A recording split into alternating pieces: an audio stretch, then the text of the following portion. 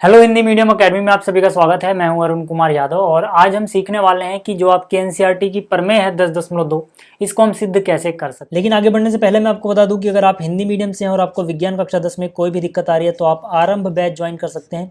इस बैच में मैं आपको कंप्लीट एनसीईआरटी एक्सप्लेन करने वाला हूँ, बेसिक से लेके एडवांस लेवल पे।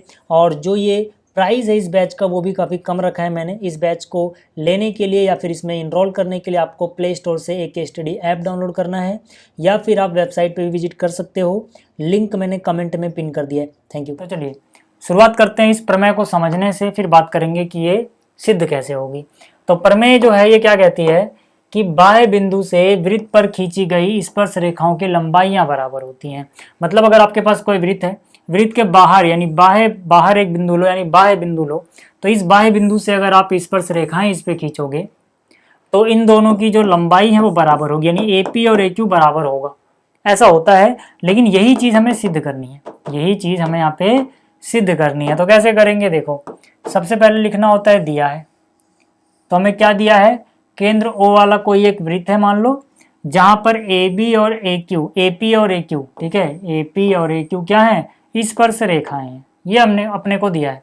ठीक है, उसके बाद हमें लिखना होता है कि हमें सिद्ध क्या करना है। तो हमें सिद्ध करना है कि इन्हीं स्पर्श रेखाओं की लंबाई बराबर है, यानी AP और AQ को बराबर सिद्ध करना है।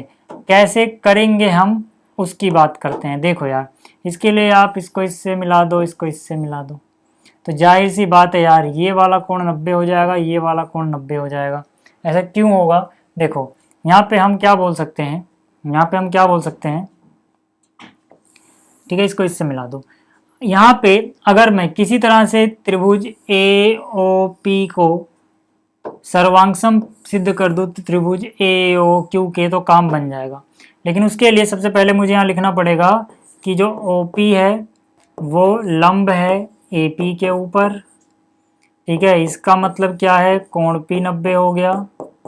ऐसा क्यों हुआ, ऐसा इसलिए हुआ क्योंकि ये त्रिज्या है और ये स्पर्श रेखा है। स्पर्श रेखा त्रिज्या के ऊपर लंब होती है। इसी तरह से यहाँ पर ये त्रिज्या है, ये स्पर्श रेखा है, तो स्पर्श रेखा त्रिज्या पे लंब होती है, इसीलिए P भी 90 है, Q भी 90 है। तो मैं Q को भी 90 लिख सकता हूँ, है ना। इसी प्रकार जो कोण Q है वो भी आएगा 90।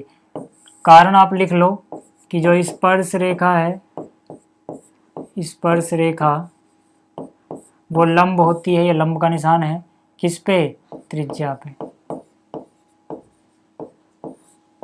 इसीलिए दोनों 90 हो गए। अब मैं इन दोनों त्रिभुजों को आराम से, ठीक है, सर्वांगसम सिद्ध कर सकता हूँ और बाई CPCT मुझे वो मिल जाएगा जो चाहिए।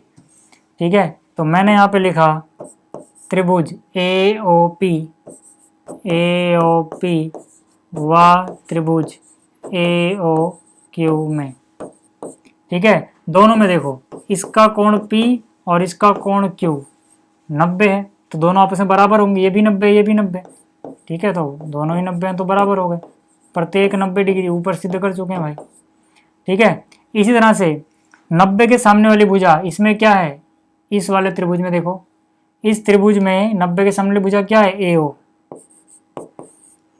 बराबर नीचे वाले त्रिभुज में 90 के सामने वाली भुजा यानी कर्ण क्या है, फिर से AO।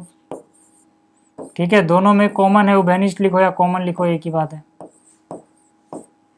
ठीक है, और देखो यहाँ पे हम RHS रूल का प्रयोग करेंगे। RHS सर्वांग समता जो होती है उसके हिसाब से भाई पहले तो दोनों त्रिभुजों में एक एक कोण 90 होना चाहिए, समकोण त्रिभुज होना चाहिए। उसके बाद दोनों का कर्ण आपस में बराबर होना चाहिए, तो दोनों का कर्ण एक ही है AO, वो बराबर हो गया। इसके अलावा कोई और एक भुजा, तो वो भुजा हो जाएगी इस त्रिभुज में OP और नीचे वाले त्रिभुज में OQ। ये एक ही वृत्त की त्रिज्याएं हैं और एक ही वृत्त की त्रिज्याएं आपस में बराबर होती हैं। ठीक है, तो कौन सा नियम लगा, 90 के सामने वाला, 90 का कोण है उसके सामने वाली भुजा यानी कर्ण और एक भुजा, इसको हम बोलते हैं RHS।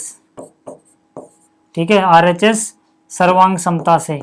ठीक है, RHS का मतलब क्या होता है, R मतलब राइट एंगल यानी समकोण, तो देखो एक कोण समकोण है, H मतलब हाइपोटेन्यूज यानी कर्ण, हमने कर्ण का प्रयोग किया, S मतलब इसके अलावा कोई और एक भुजा। ठीक है, इससे जो त्रिभुज AOP है वो सर्वांगसम हो गया त्रिभुज ए ओ क्यू के। हमें क्या चाहिए था, हमें तो जो ए पी है यानी कि ये किसके बराबर चाहिए था, ए क्यू के। तो शुरू का और लास्ट का अक्षर ए पी बना रहा है, तो इसका भी शुरू और लास्ट का ही लोग यानी ए क्यू।